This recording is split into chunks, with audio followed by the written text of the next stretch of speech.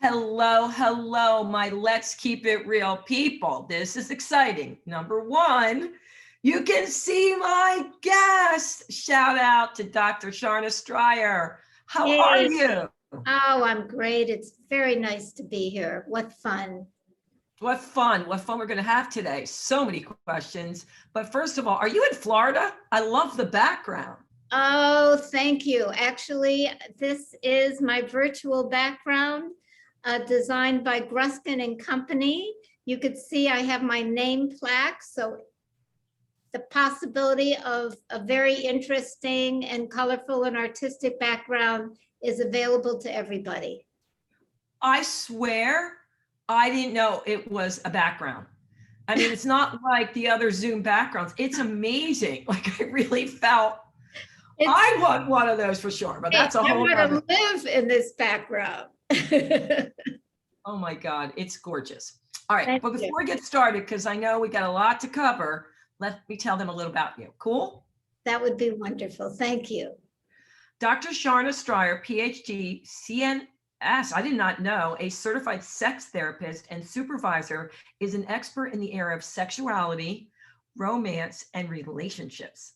Dr. Striar has taught human sexuality and communication courses at both the University of Michigan and Hunter College. She has also authored numerous articles, given many lectures, which I'm sure, and been featured on podcasts and TV on the topics of desire, romance, and communication, as well as on the methods of enhancing performance and pleasure in one's life. One of her areas of specialty is helping people in their 20s and early 30s navigate their lives and achieve their goals. Dr. Striar has been in the private practice for over 20 years and is located in Midtown Manhattan. Now, Let me just tell you, I met Dr. Striar through one of our organizations, the Flow Bell organization. And after hearing her speak, and people were asking her a ton of questions that had to deal with sexuality, I felt so comfortable with you. Like I can see your clients are like, they feel like they can ask you anything, you know, and you have that very non-judgy, I'm just here to help, you know? So I had to have you on my show. And it's truly the way I feel, you know? Yeah. Which I would think in this business, they would know immediately and not want to be around somebody like that. So, all right, we're going to dive into your journey. But before we do that, what is one word that best describes how you have felt emotionally in the past 30 days? Enthusiastic. I think I'm getting you on a good time. Okay. Tell us why enthusiastic. Well, a feature that defines me is my curiosity. And so I love the aspect of learning and growing and also moving. And so as the warm weather comes in, there's a lot more exercising. As I interface with my patients, there's a lot more to learn and experience through my patients and as I do my work.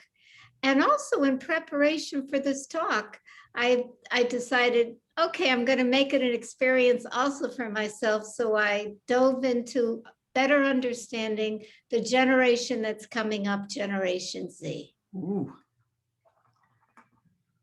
That is fun. And I agree. I love learning new things, seeking knowledge. So fun. And how long have you been in Florida now? I go back and forth to New York. Okay. And so I guess the last 3 weeks, but I'm returning in June. Okay.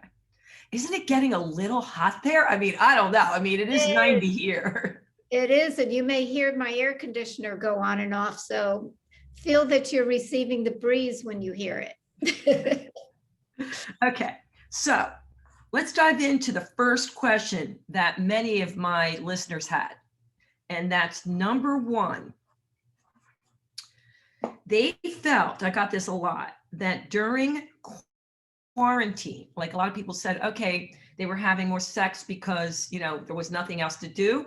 A lot of them said, maybe that's going to happen now, but they didn't feel in the mood because they were so upset and stressed. And they thought it would change as soon as things came back out. And this one young man says, yeah, I was thinking me and my wife, now that we're back out, it wouldn't be so tough. What can we do to light the fire again? We had a great sex life, and then quarantine hit. We're so worried about the health of our family and our kids that we couldn't perform. I don't know if you hear this. And I think these people are 35. They're 35. Well, that has nothing to do with it, actually. They're in a fine time to be romantic, intimate, sexual. But I understand that, comment, because I dealt with that with a lot of my couples. Frankly, familiarity, which is a wonderful thing, it builds trust, intimacy. It doesn't oftentimes play well for sexual desire. So one has to be creative about it. And so oftentimes, since everybody's working, they're they're in their relaxed clothes, a suggestion is they have to make a date. And they have to kind of even sort of dress up for it and create an ambiance that is encouraging, that is inviting, that is sensual. And then they begin to step into that environment in a way that, can be enhanced with massage or playfulness. That's the main thing, by the way, playfulness. And initially, the couples would say, well, I don't feel like it. I feel tired. My body feels dull. And I would say, I understand just how you feel. However, you got to trust your body. So you step into the connection. You don't, have the narrative of, oh my God, it's not going to work. I don't feel like it. I just saw him all day and now I'm going to have sex with him. Really? But you step into it in a way that you don't go just for the goal of penetrative sex, but for the goal of sensual connection. And when you step into that sensual connection bubble, which feels delicious, and what your body really craves, the desire comes forward. You allow it to come forward. So it's induced. That's the difference. It isn't that it's necessarily spontaneous. It's that you have to trust in an ongoing relationship, that the connection and the touch will bring you to induced feelings of desire and arousal. I'm thinking about that because you're right. You think, okay, we're home all the time, we have more time, but that wore off very quick. And now you're walking out and you're like, oh God, not you again. Like, you know what I mean? Like there's something to be said when the person goes off to work, the kid goes off to work, you get to miss them. Exactly. And you get also to step into your own rhythm, which is important. Your own expression of whatever you need in that moment of individuality.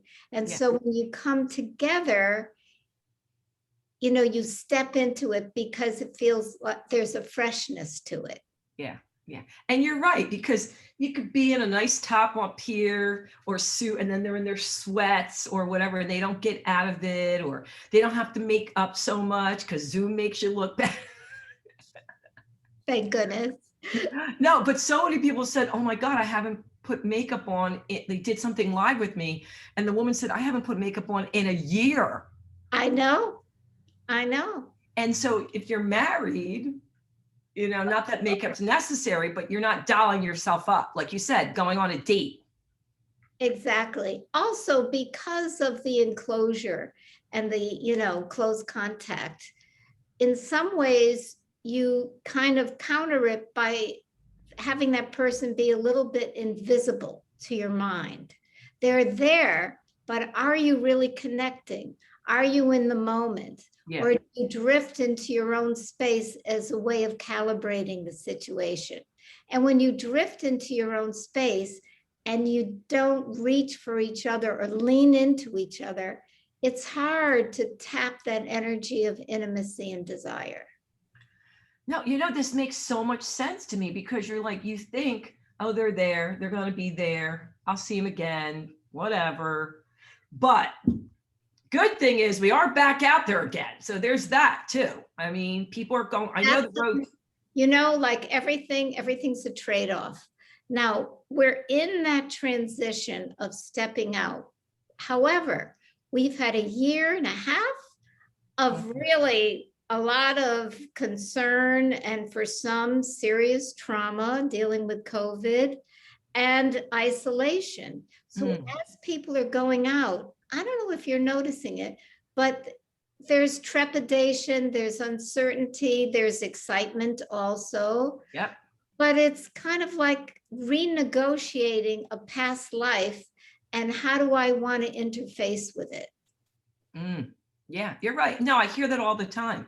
Yeah. And I thought it'd be just like woohoo, but it's like, that's okay. That's normal. It's normal. Exactly.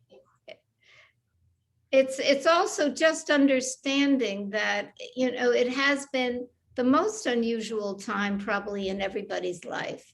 Absolutely. And so one has to reflect on what the changes are and how it's impacting you. Yeah. Cut yourself a break, I always say, you know. Yes. It's okay. It's okay that you're not just woohoo. All right. So let's step back a little bit. How the heck did you get into this profession? I want to know everything. The journey. I mean, what sparked your interest? Were you a therapist or psychiatrist first? And then it was a wild time, as this time is right now for Generation Z. I mean, the 70s was the time of a lot of transition, particularly when it comes to sexuality, the women's movement, the gay movement, racial issues were being addressed. And so at that time, I was a nurse, a registered nurse from Boston University. And I went on for my master's in psych nursing. And part of the experience in New York was working at the free clinic in St. Mark's. And so I was one of those people that would sit there in the gynecological exam room, and I would have to take note of the runaway kids that came in with all kinds of venereal diseases. And at that time, we had to record who they were sexual with.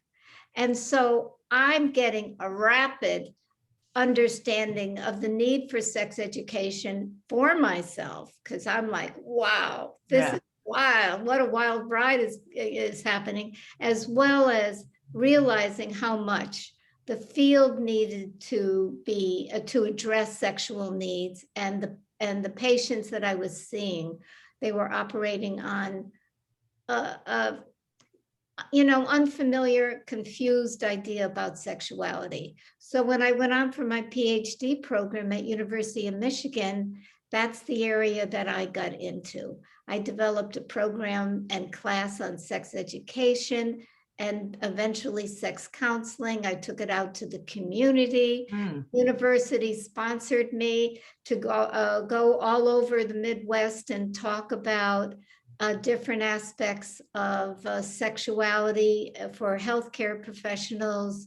And then I had a fun experience on TV where I was the expert on different aspects of sexuality, and really continued to learn at each interval and opportunity that presented myself.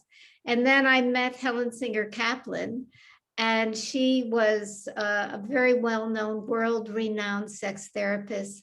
And I entered her program at Cornell Medical College, where I got a not postdoc, but an advanced degree, and became certified as a sex therapist, and joined her practice, and then ran her research, then developed my own niche in this field. And it's been great. It's been great. And I love the people that my patients that I work with. And I must say, they are so open, and particularly the millennials, and remarkably expressive and willing to confront the issues that they're facing. Well, First of all, I know you're drawing them in because they just love your energy. And you can see it. I was telling you before we started this, Yeah. I could tell you anything and not feel like you were going to judge me, and that's huge, huge, huge, huge. All right. So were you always comfortable with your own sexuality? Absolutely not. Oh my God. I didn't expect that. No, I was one of those late bloomers. So there was, a bit of a shock value, but as I went along and I confronted different aspects of sexuality that were out of my range, but instead of backing away from it, I went toward it.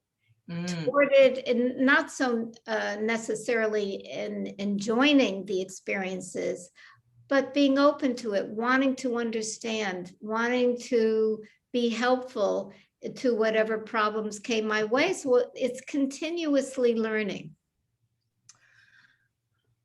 That's good to hear. That's very good to hear, And I was wondering that because I have some friends, and we were just talking about it the other day. You just meet them and they exude confidence in their sexuality. And my girlfriend said, well, Sally Beth McClure wasn't always like that. She went to therapy and worked on it. And I went, hoochie mama, that's awesome to hear. You know what I mean? So that was cool. All right, let's dive into it.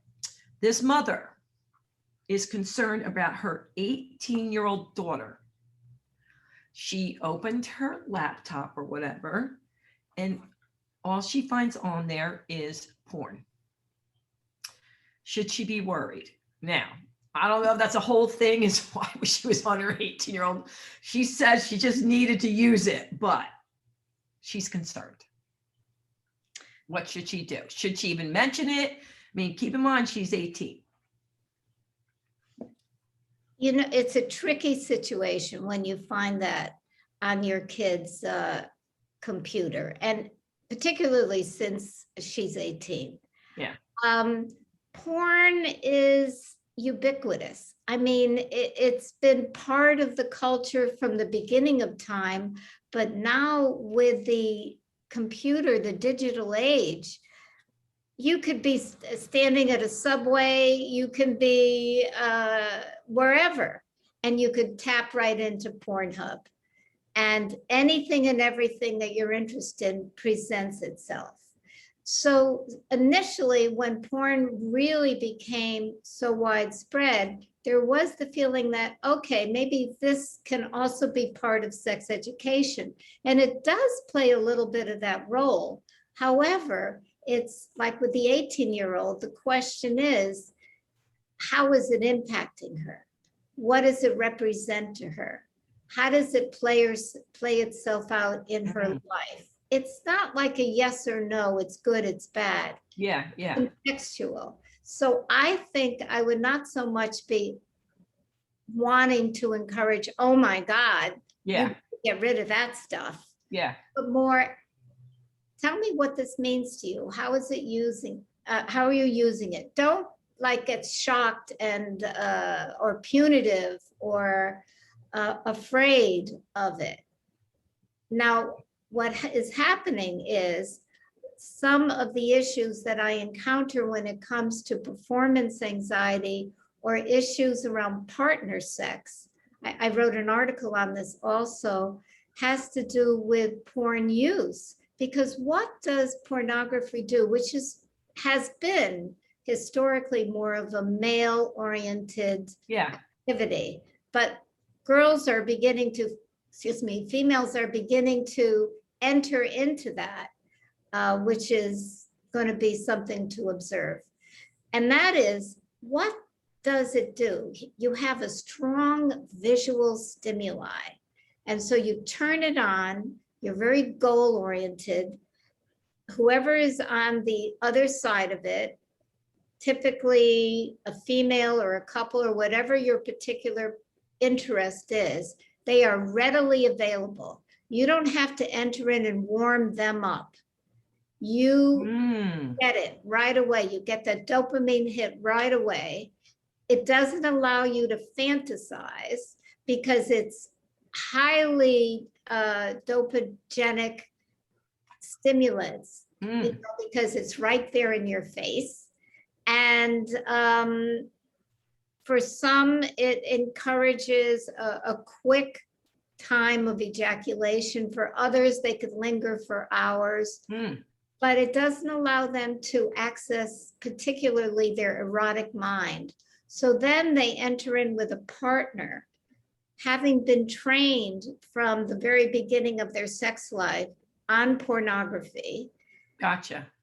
And oh my God, there's a person there. I have to interact with a person. I have to kind of coordinate their need with my need. They're clueless. Yeah. And so the art of foreplay, the art of tapping into another person is not really developed in that process of porn use. Yeah. Yeah.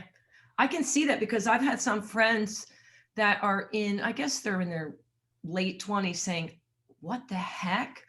I feel like I'm addicted to porn, because during quarantine, that's all they were doing, and masturbating. And now they had a few dates and they're like, they felt weird. Yeah. Yeah. Like almost a violation if someone comes toward them. Yeah. And so that's why you have to begin slowly. You don't jump right in like pornography suggests, but you have to begin, which I could talk about in a bit, in a way that fosters connection. But I want to get back to that woman for a minute, With the 18-year-old daughter. Yeah. The thing that I'm also noticing with females that I'm working with is the whole thing of compare and despair. So they compare themselves to the females on the porno sites, and they're particularly hot, of course, and they are particularly wild when they orgasm, of course, or multiple orgasm. And they kind of feel this is what, is expected of me. And so do I line up? Can I compare? And so it creates a mindset of essentially, can I make the cut? And also, it also creates a sort of an imago that is a new, women are being, which is interesting, more open, more assertive in their sexuality. Yeah. And what is also interesting is the males that are coming in with concern around erections are saying, this is a heterosexual group that essentially they're worried that they cannot produce the erection, and that the females are wanting to go quickly toward penetrative sex because partly because that's what they are learning through the porno sites. So it's very interesting. It has my head spinning with so many things that people have written in. There's questions here. We could stay for 3 hours, but I want to pick them in order. And this one is a big one. This woman said her husband always wants to be the one to initiate. And that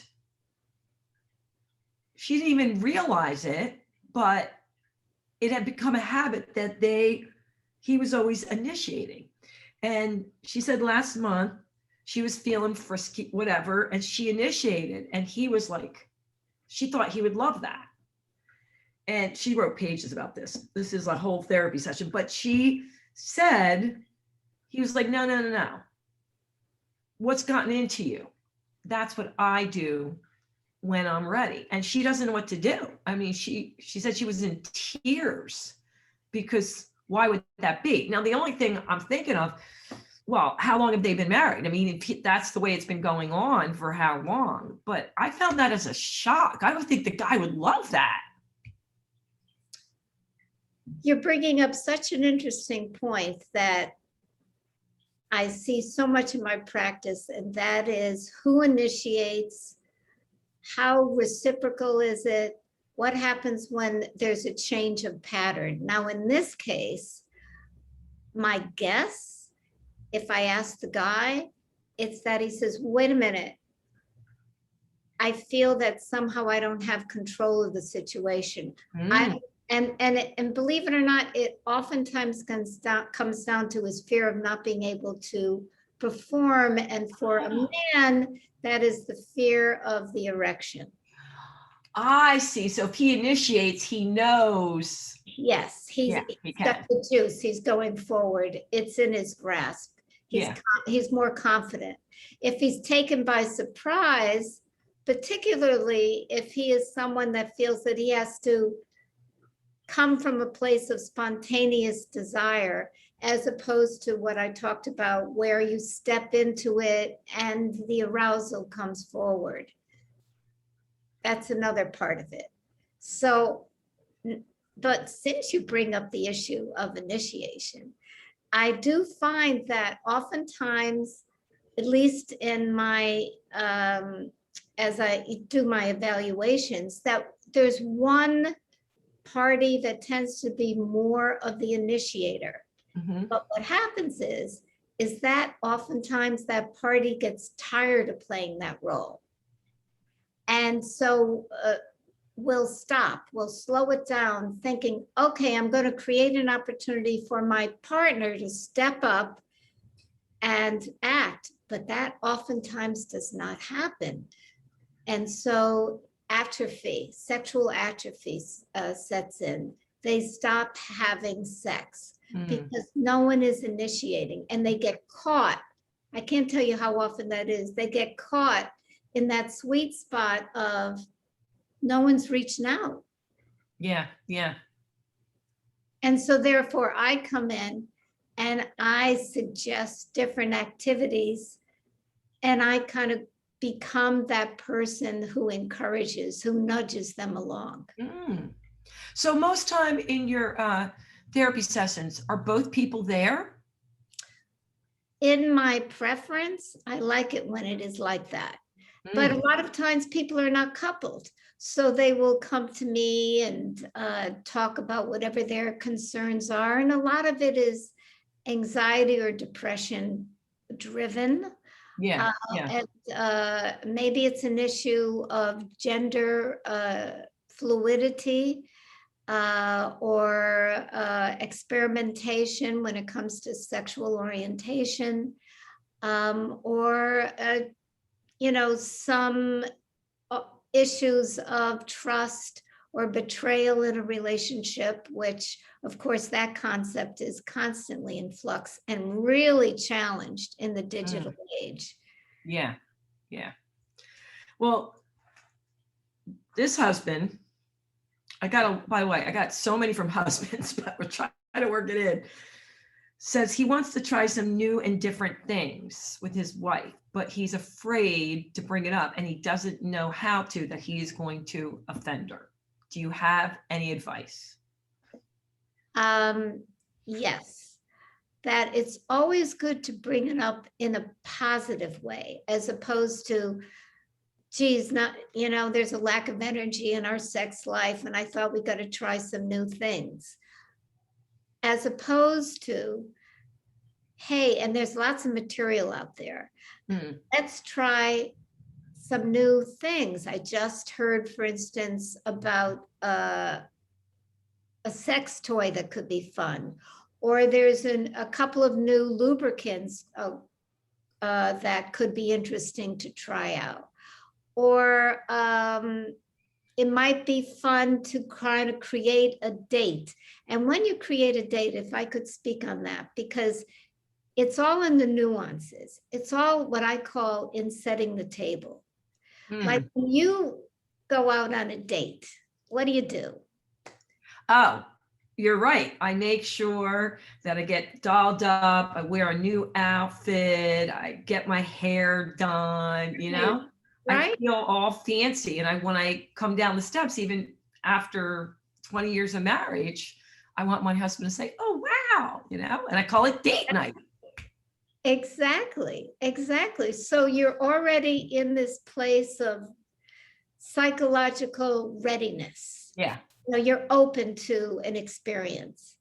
So that's part of it, is one, your individual presentation, but also the environment. So if I tell a couple like this husband, okay, one thing to try is date night at home. So that means setting the table, which is the lighting, the music, tidying up, creating something kind of new and different, not like, you know, crazy Yeah. trapeze, but even a lotion, a potion. Yeah. And then the most powerful way of connecting is through breath.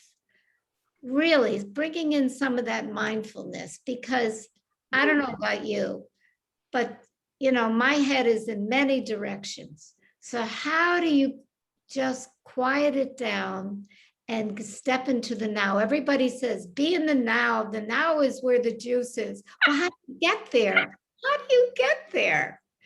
You have to get there by taking a moment and just stepping into it through breath. And then you begin with sensual touch. You don't go right for the jugular. You don't go right for the genitals necessarily. But you could begin with sensual touch through back rubs, body rubs, and moving into it, enticing, creating desire.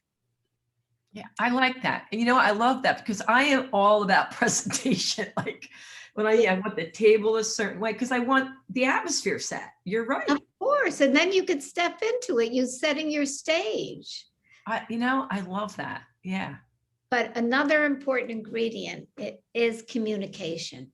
Now, like the husband is saying he's a bit afraid. I understand that. What is he afraid of? He's afraid of, I guess, hypothetically offending his wife. Rejection? Perhaps. But he also may be afraid of the intimacy that going deeper into some kind of sexual adventure could bring. So it's very interesting how issues of attachment play itself in on this. And I completely understand. There's so much that goes on with us that we don't even understand that are in play. So another part of setting the table is when I say quiet the mind, quiet down our internal narrative, like whatever it is, like, oh my God, I'm not gonna satisfy her, or, you know, it's whatever it is. Usually it's a negative narrative, but instead lean in and focus on the sensation, exchange with each other what is erotically a turn on. And I guess be playful. I like that. Okay, I love that. Great. It's simple, but it's I can see that would have a powerful effect. Okay, big question. Let's get the woman here. Her husband is 70. Okay. And not able to get an erection as much as he likes. She's not as upset about it. He is more upset about it because she enjoys all this and sensuality, blah, blah, blah. All right. What can she do to help him? First of all, you said a phrase that has to be immediately identified. He does not get an erection as much as he would like to. Yes. What are you comparing it to? A 17-year-old erection? I am telling you. Exactly. I mean, there is reality, but that reality doesn't mean that the sex life is over. That means that you have to work with aging, like all of us have to work with aging as we go along in a very positive, creative way. So he may need more time to get aroused through touch. Like maybe in the beginning of their relationship, he just looked at her and got an incredible hard on. But now he needs her to touch him or ignite certain fantasies. And that also might be that they have the conversation about what is erotic to them. So I would not see it as a stop sign. I would see it as a moment to communicate with one another about kind of the fun and nuances of touch, of fantasy, and of pleasure. What about the medicines out there? Medicines, obviously, as well as disabilities, have an impact, but again, it's not a stop sign.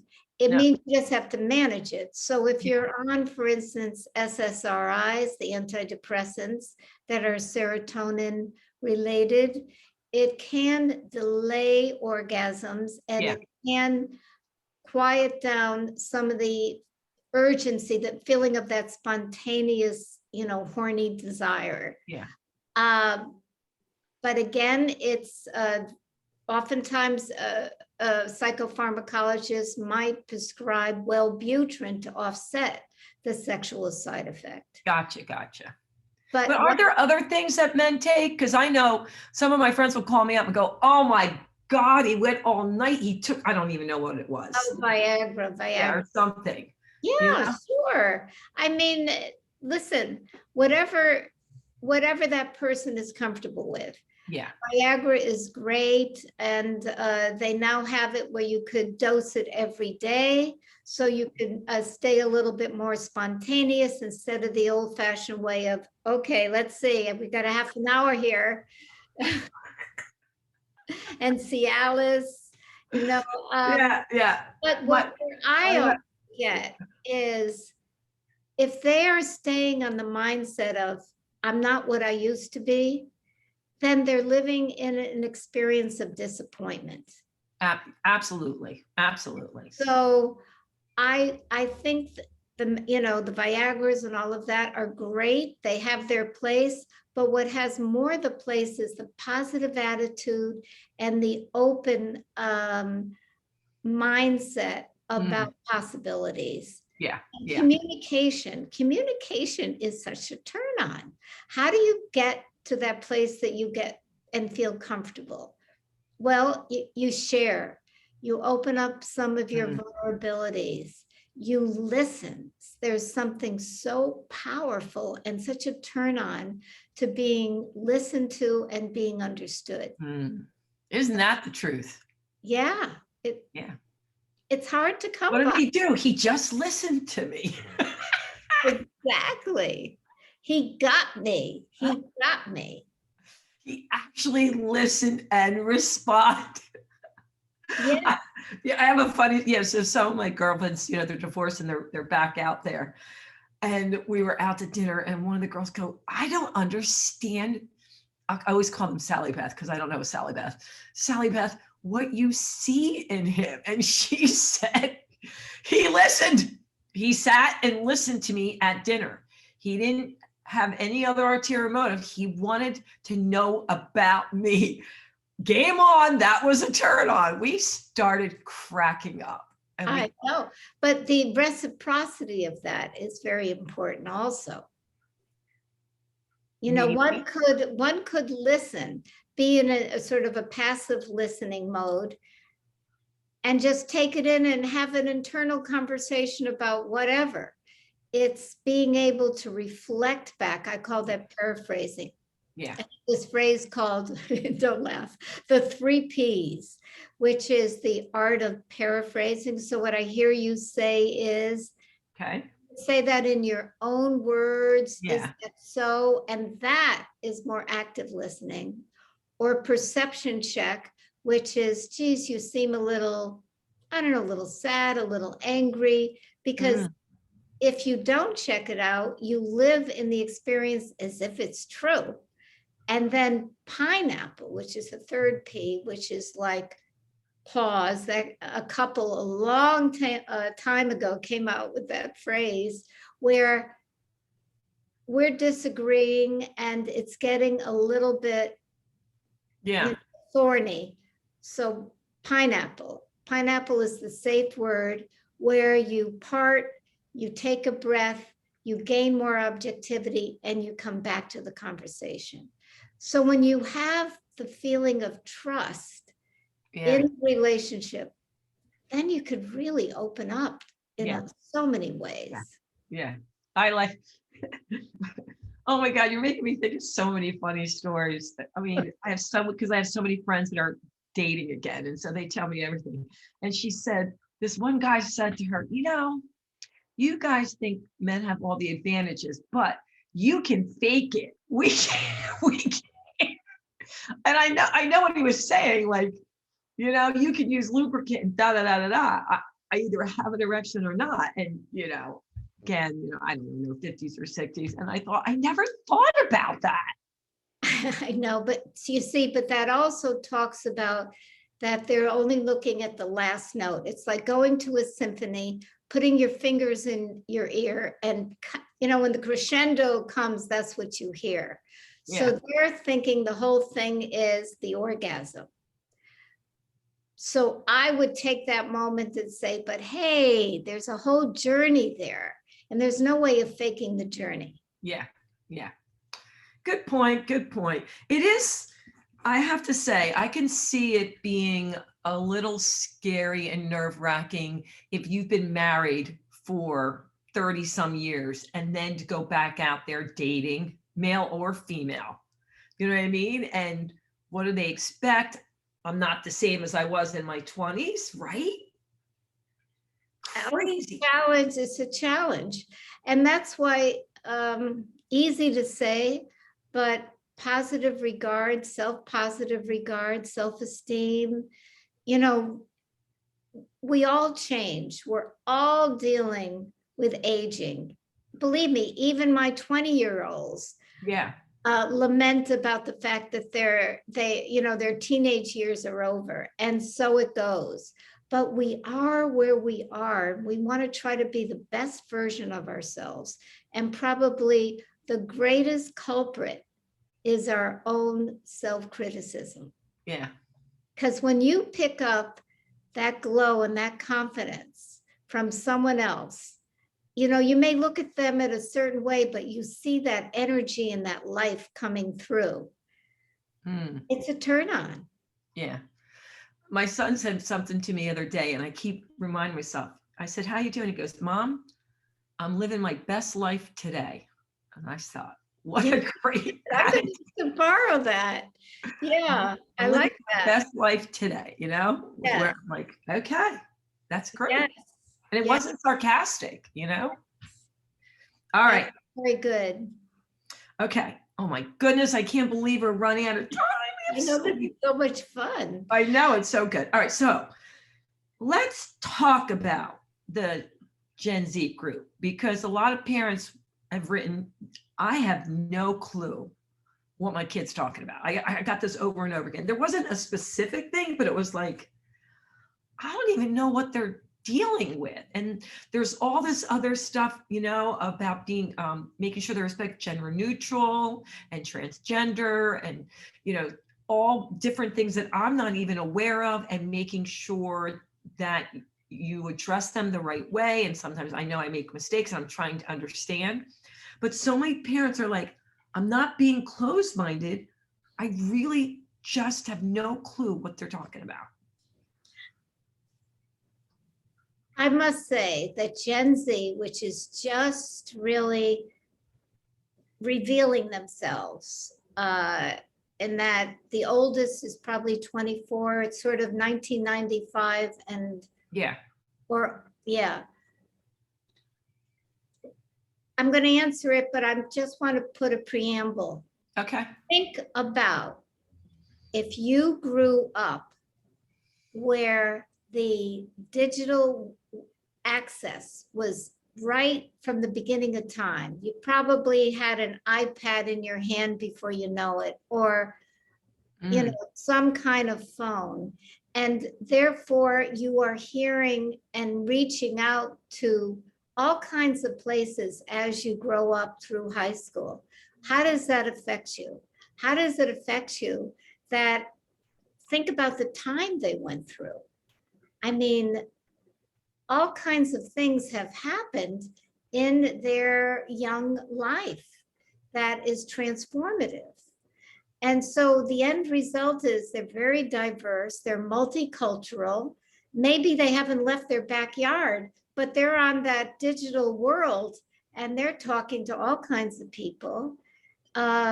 Their sexual orientation is non-binary and expansive. So it's not like I'm gay, I'm straight. Yeah, yeah. All 7 or 8. And by the way, in Thailand, there's like 17 or 18 names of sexual orientation: pansexual, bisexual, gay, trans, and queer, of course, is a word that has come back that encompasses, a lot of, not being heteronormative. Yeah. And also they're gender fluid. And that is, I think, the thing that marks them particularly as a demarcation from the millennial generation, that they were put in a position of not thinking necessarily of male, female, but a person who does not identify as having a fixed gender or gender fluid. How do I feel today? How do I want to be treated? How do I want to act? So they're not fixed. So you have a curious, expansive, perhaps confused. We may look at them as confused. Some may say they're confused. Yeah, some are. But they're curious, and maybe they're bringing out and communicating what many of us might have said if we were inspired to look at ourselves that way. Yeah. So therefore, they see themselves as very different, going through their own journey. And there's so many words. I had to have a glossary of terms to really understand the language. And TikTok is also a big feature when it comes to determining style, and nudity is exchanging naked pictures tends to be more acceptable. Yeah, no big deal. No big deal. Yeah, it's actually rather fascinating as to where that's, it's all going to go. Well, I know this. There's a young lady that lives down the road from me, and I think she's 17 or 18. And we were talking one day, and she's like, no, you can't call me this, call me, let's say, Bill. I said, okay. And that's how I want to identify. I said, okay, and then she came over and she sat on my porch. She said, Zane, I want to be honest with you. I really don't know yet how to identify, but I can tell you this. I don't really want to be pigeonholed. Right. I mean, it's bringing tears because she was as a male or a female. Exactly. And I want to be more open to explore. And I think that's the thing I'm getting from this generation. And my son said, Mom, you really have to take the time to understand the terms more, because he's 17. So I mean, he's in that age. Yeah. That I have to might refer to themselves as the pronoun they. Yeah. And I'm okay with that. I think it's going to take some education on our part. Yes. To really say, I want to understand this, and I do respect what you want to be called. I might make a mistake, I told her, because I've known her as a female. You know what I mean? And I might get confused, but that's not disrespect. And that's where they have to be understanding. We're trying. But I did feel a little emotional about her being confused, and she was upset, You know what I mean? That where she was going in it. And then I have other kids that are like, this is how I identify, and that's it. And this is the path. But I do know some of the parents are saying, no matter how much they love their kids, it is difficult when they had a boy or girl and now they want to transition into the opposite. Absolutely. And I'm sure they're a bit afraid of what this will be for them. Yeah. Yeah. I can understand that. Yeah. That's tough for everybody. Yeah. It's a new road. I mean, it's been a road that started, I guess, in the 60s when Harry Benjamin coined the phrase transsexual and wrote about the transsexual phenomena. You know, it was sort of more on the fringe, and then John Money got involved, and then the surgery occurred for about 20 years, and then they stopped it at Johns Hopkins, and it's been a journey. And now transgender has sort of embraced it in a slightly different way, where in some ways they're not pursuing the full range of surgical interventions, but It's expensive. It's expensive. Yeah, the duality of their presentation, but it's more mainstream. And so, you know, they're curious, but it's also so much in the environment, so much in the digital world that, you know, it's kind of enticing. It's hard to know exactly how it's going to be. Yeah. Yeah. I think just like you were saying all along, it's a matter of having, because there's not any just one answer of, like you said, well, why are you, what is porn bringing to you? You have to have the open communication with your kid. Why do you want to do this? How do you feel? Because it's not just one simple answer, you know? Right. And you definitely, I would think for something like this, want to have a therapist involved, you know, to help the family through. Yes, it certainly can be helpful just to have an open discussion. The therapist, you know, role is not to judge it. Yep. To help people talk more openly about things. Yeah. I think that would be really important. All right. Well, we could stay on that subject for a long time, but we have to wrap it up. And I just want to get this one last question. We're going to switch gears totally. This woman, which I think you're kind of already answered it, said, I just turned 60 and I'm back out in the dating field. And she has these emojis. Help. What can I do to not judge myself and to feel sexy at 60? Sexy Well, at 60. Sexy at 60 is an attitude, and then really stepping into, I guess, feeling your physicality, you know, moving, dressing in a way that flatters yourself. It's really about how you feel about yourself, because what is sexiness? What is appeal? You know, it is particular to the viewer, but oftentimes the viewer is ourselves. So you got to lose the self-criticism. You got to see the possibilities, and you've got to realize you don't need a partner necessarily to validate yourself. You can strut in life feeling proud, empowered. Yep. But the most important thing is to be part of a community. Encourage your friends. I agree. The possibilities, it doesn't necessarily have to, you know, this heteronormative lifestyle is not the end all. Yeah, I agree. I was just with one of my friends and we were working on a project and we were talking about the importance of having your tribe, your peeps, your community.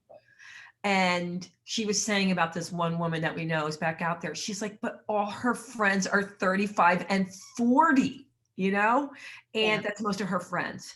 And married. She needs to get a whole new set, I think, of people she can relate to. Then she won't feel like such the odd, you know, person out. It's really important, I think, you know, because they'll Yes. understand you more. They'll understand what you feel like as you know. Yes, but you know what? I wouldn't rule out couples being sensitive to it.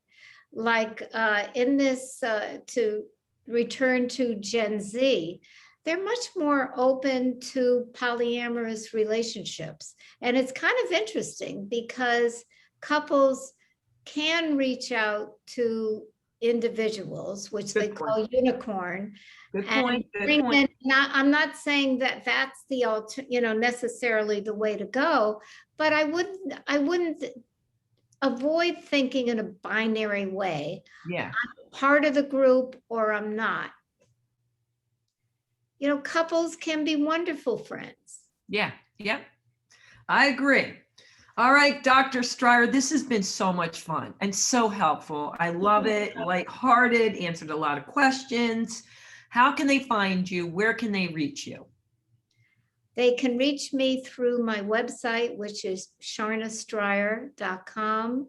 They can email me at drstriar@gmail.com, and that's drstriar@gmail.com, or they could call me at 212-532-3945, and I would welcome their calls.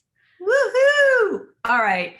Will you come back again? Because I'm sure we're going to have a slew more questions after this. It would be my pleasure. Thank you so much. Have a great weekend. Enjoy yourself. Enjoy your background. And I can't wait to see you in New York when you're back up. We have to get together. I would love that. Now that we're out and about, Wonderful. Wonderful. All right, my Let's Keep It Real people. You know what I'm going to say. Until next time, toodles. Bye-bye. Bye.